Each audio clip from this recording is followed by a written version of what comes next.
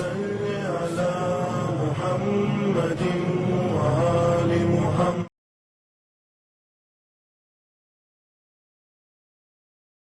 اعوذ باللہ من الشیطان الرجیم. بسم اللہ الرحمن الرحیم. الحمد للہ رب العالمین. الصلاۃ والسلام علی رسولہ الکریم وآلہ الطیبین الطاہرین ولعنۃ اللہ علی اعدائہم اجمعین. اما بعد فقد قال اللہ تعالی تبارک فی کتابہ الکریم وهو اصدق القائلین قولہ الحق. بسم اللہ الرحمن الرحیم. فمن حاجک فیہ من بعد ما جاءک من العلم فقل تعالوا ندعو ابناءنا وابناءکم ونساءنا ونساءکم وانفسنا وانفسکم ثم نبتہل فنجعل لعنۃ اللہ علی الکاذبین. ناظرین محترم، سب سے پہلے آپ تمام حضرات کی خدمت پربرکت میں عید مباہلہ کی مبارکبادی پیش کرتا ہوں. میں نے جس آیہ کریمہ کو عنوان گفتگو قرار دیا، یہ آیہ کریمہ اسی عید مباہلہ سے متعلق ہے. سورہ آل عمران آیت نمبر 61. خالق کائنات اپنے حبیب رسول اسلام سے خطاب کرتے ہوئے اعلان کر رہا ہے، اے رسول فمن حاجک فیہ من بعد ما جاءک من العلم. اے رسول، علم آنے کے بعد بھی اگر یہ مسیحی، یہ عیسائی آپ سے جناب عیسیٰ کے بارے میں کٹ حجتی کرے، زبردستی کی بحث کرے، فقل تعالو، تو ان کو آپ کہہ دیجئے کہ وہ اپنے اولاد کو لے آئے، ہم اپنی اولاد کو لے کر آئیں گے، اور تم اپنی عورتوں کو لے آؤ، ہم اپنی خواتین کو لے آئیں گے، اور ہم اپنے نفوس کو لائیں گے، تم اپنے نفوس کو لے آؤ. ثم نبتہل، پھر اس کے بعد مباہلہ کریں گے.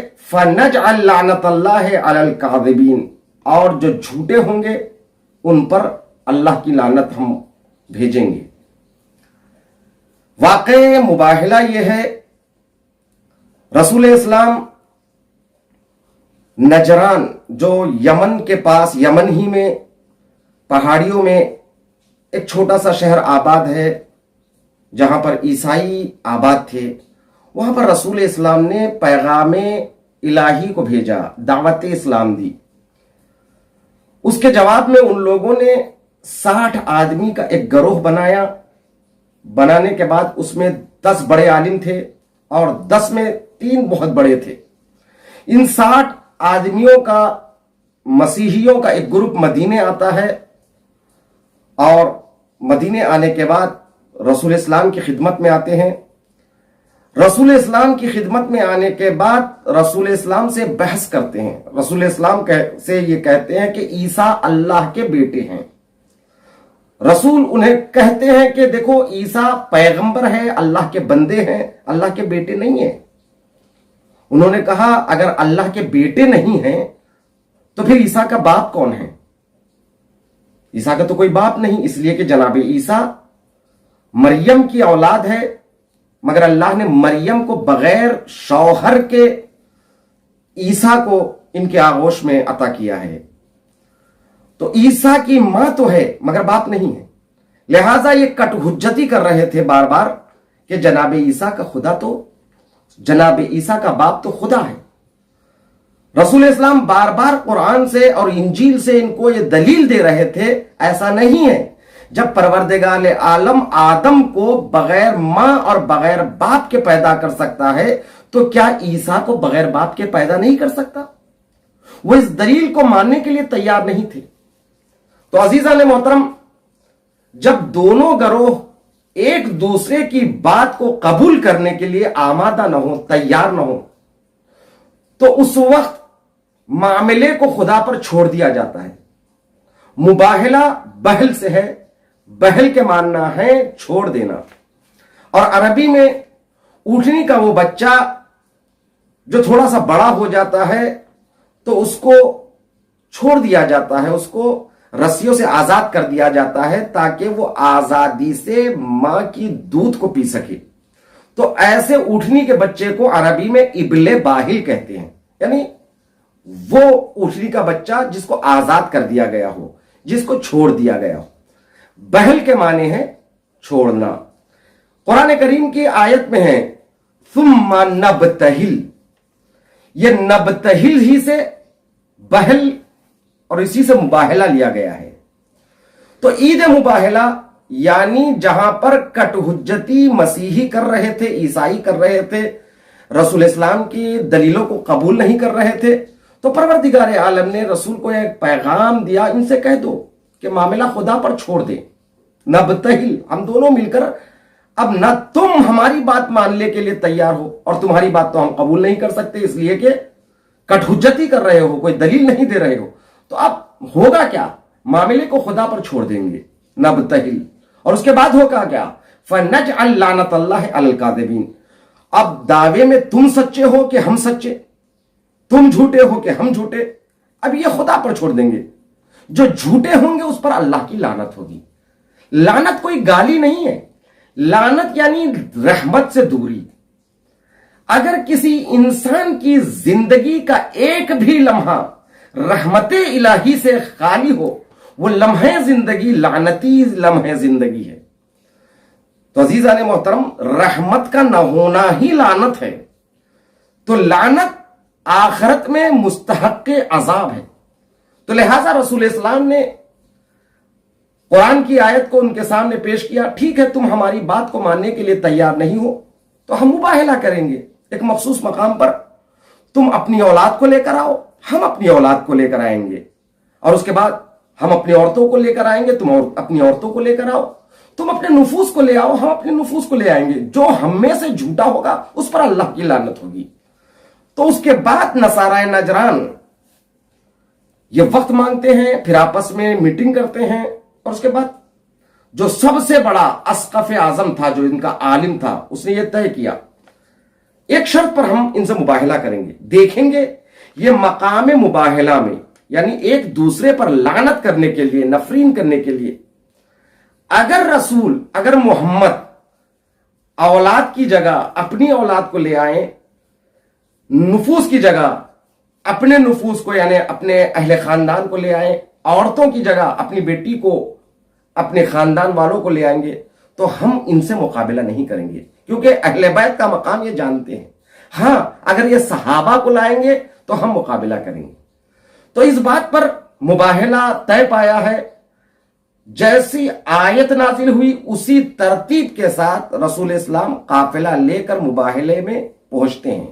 یہ مقام مباہلہ مدینے میں ہے, اور جنت البقیع سے تقریباً 1.5 کلومیٹر یا 2 کلومیٹر کے فاصلے پر آج بھی ایک مسجد ہے, مسجد اجابہ. 2 رکعت نماز پڑھنا وہاں پر مستحب ہے. وہاں پر جو عمرہ اور حج کے لیے جاتے ہیں تو بعض لوگ وہاں پر جاتے ہیں, عام طور پر وہاں پر رکنے کا مقام نہیں ہے, اس لیے جو مقامی زیارات کروائی جاتی ہے دور ہی سے بتا دیا جاتا ہے یہ مسجد اجابہ ہے, یہ مسجد مباہلہ ہے. آج جہاں پر رسول اسلام نے مباہلہ کیا اس جگہ پر مسجد ہے, مسجد الاجابہ کے نام سے, اس کو مسجد مباہلہ بھی کہتے ہیں. وہاں تک جیسے ہی رسول اسلام اپنے اس چھوٹے سے قافلے کو لے کر, ایک ہاتھ میں گودی میں امام حسین اور انگلی پکڑے امام حسن, پیچھے پیچھے جناب سیدہ اور ان کے پیچھے مولائے کائنات, عورتوں کی جگہ فاطمہ, نفوس کی جگہ مولائے کائنات, ابنا یعنی اولاد کی جگہ امام حسن امام حسین کو لے کر جب مباہلہ کے لیے رسول اسلام آگے بڑھتے ہیں, جیسے ہی یہ 60 عیسائی جو اپنی بات پر مصر تھے کہ عیسیٰ خدا کے بیٹے ہیں, ادھر رسول فرما رہے ہیں بیٹے نہیں ہیں, بندے ہیں اور رسول ہے, تو اسی بات پر مباہلہ ہے. اب جیسے ہی مسیحیوں نے دیکھا کہ رسول اہل بیت کو لے کر آ رہے ہیں, تو ایک عیسائی, یہ سب کے سب علماء تھے, انجیل پڑھے ہوئے تھے, اہل بیت سے متعلق علم تھا, انہوں نے جیسے ہی اہل بیت کے چہروں پر نگاہ کی فوراً یہ کہنے لگے یہ وہ چہرے ہم دیکھ رہے ہیں, اگر یہ حکم دے تو پہاڑ اپنی جگہ چھوڑ دیں گے, یہ ایسے چہرے ہیں, ہم ان سے مباہلہ نہیں کر سکتے ہیں. تو عزیزان محترم انہوں نے مباہلہ کرنے سے انکار کر دیا، گویا اپنی شکست کو مان لیا، مباہلہ نہیں ہوا ہے۔ پھر اس کے بعد نصارہ نجران نے جزیہ دینے پر یہ راضی ہو گئے ہیں، بات یہیں پر ختم ہو گئی ہے۔ مگر یہ عید مباہلہ عید ہے، دو اعتبار سے عید ہے۔ ایک اس لحاظ سے کہ اسلام کی فتح کا دن ہے مسیحیت پر، اس مسیحیت پر جو جناب عیسیٰ کے بعد دین کو جنہوں نے بدل دیا ہے، جناب عیسیٰ کو پروردگار عالم کا بیٹا کہنے لگے ہیں، تو مسیحیت پر اسلام کی فتح کا دن عید مباہلہ ہے۔ دوسری اعتبار سے یہ سچوں کی عید ہے، اس لیے کہ اس میں کاذبین یعنی جھوٹوں پر لعنت پڑھی گئی ہے، تو جو جھوٹے ہیں جھوٹوں پر سچوں کی کامیابی کی عید ہے۔ تو عزیزان محترم اگر حقیقی خراج دینا چاہتے ہو، اگر واقعاً عید مباہلہ کی خوشی منانا چاہتے ہو، تو ہمیں چاہیے کہ سچوں کا ساتھ دے۔ قرآن کریم کا بھی یہی حکم ہے، وَكُونُوا مَعَ الصَّادِقِينَ، صادقین کے ساتھ ہو جاؤ۔ صداقت یعنی حقیقت کو قبول کرنا، صداقت یعنی حقیقت کو بیان کرنا۔ تو عزیزان محترم صداقت کا مطلب صرف یہ نہیں کہ زبان سے آپ نے ایک چیز کو دیکھا، جیسا دیکھا ویسے بیان کر دیا۔